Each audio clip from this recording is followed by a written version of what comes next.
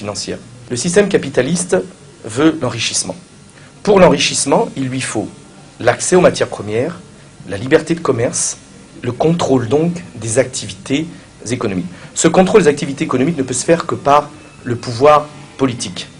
Pour ce pouvoir politique, on utilise ce qu'on appelle l'État.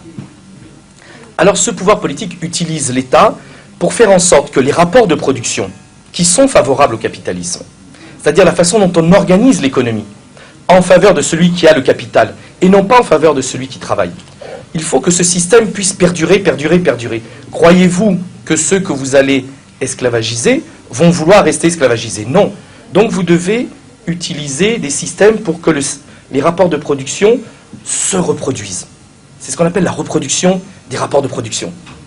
Et qu'est-ce que fait le capitalisme? Eh bien, le capitalisme utilise deux choses. L'État, dans son aspect répressif, ce qu'on appelle l'appareil répressif d'État.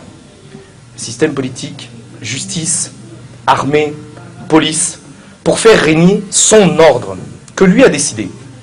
Alors pour ça, il utilise des politiques, des politiciens qu'il finance, parce que si vous voulez être président aux États-Unis, en France, en Russie ou ailleurs, il vous faut de l'argent. Qui va vous donner cet argent? Ce ne sont pas les pauvres, ce ne sont pas les chômeurs, ce ne sont pas ceux qui vont gagner 50 $ par mois. Ceux qui vont vous donner l'argent sont les capitalistes.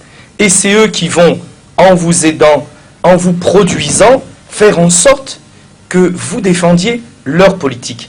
Donc, une fois qu'ils sont au sommet de l'État, les lois sont organisées de manière à défendre le système capitaliste. Donc, on utilise l'appareil répressif d'État, comme l'ont fait les colonisateurs, pour prendre les matières premières, pour gagner plus d'argent, la finalité du capitalisme.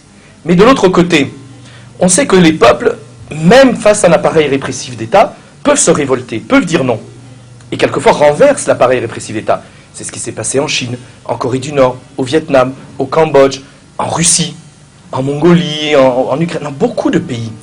Donc pour éviter qu'il y ait une lutte des classes trop forte entre les capitalistes et le peuple, entre les exploiteurs et les exploités, au-delà de l'appareil répressif d'État, le capitalisme utilise ce qu'on appelle les appareils idéologiques d'État. C'est-à-dire il achète une sorte de consensus sur son système.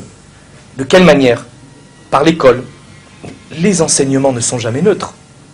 Les enseignements sont toujours organisés d'une manière à orienter la pensée de l'élève pour qu'il puisse être au service du capitaliste.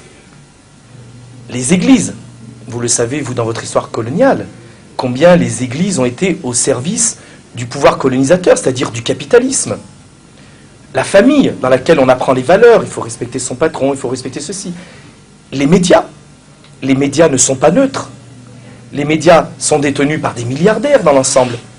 Et c'est ceux qui font l'information dans le monde. Ce sont les capitalistes qui dirigent les médias. Les partis politiques, qui financent les partis politiques en grande majorité dans la plupart des pays du monde? Et ce sont ceux qui ont l'argent.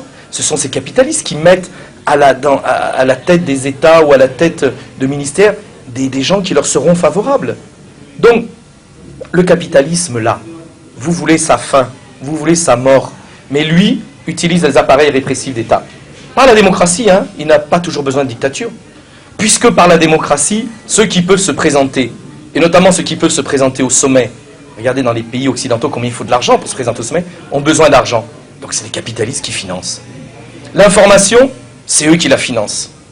Les programmes d'école, c'est l'État avec ceux qu'ils ont mis en place. En détournant les réalités, en ne disant pas la vérité, en utilisant l'école, les églises, etc., eh bien les peuples doivent aller à l'intérieur des églises, à l'intérieur de l'école, à l'intérieur des partis politiques, à l'intérieur des syndicats, à l'intérieur des médias, pour eux dire non, nous ne voulons pas de ce capitalisme. Nous voulons d'un monde qui nous soit plus favorable et plus juste. Et ne pas accepter cette idéologie-là.